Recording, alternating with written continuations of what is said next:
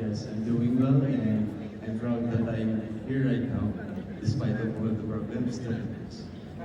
Yeah, so I can't wait for you to show us your skills.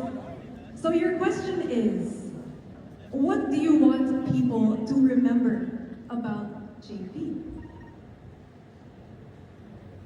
Ako si John Paul Mundayo, ang proud probinsyano, probinsya ng Tarlac. Ako ay lumaki sa hindi kumpletong pamilya.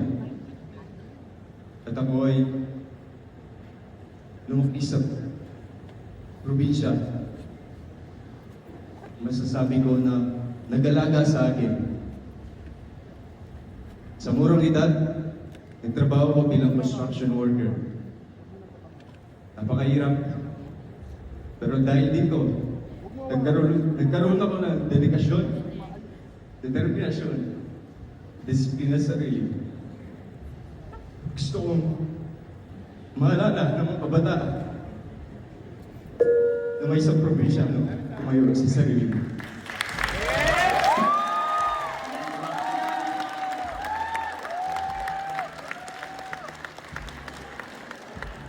Thank you so much for sharing your heart. Mr. Pilipinas Manhunt 2026 is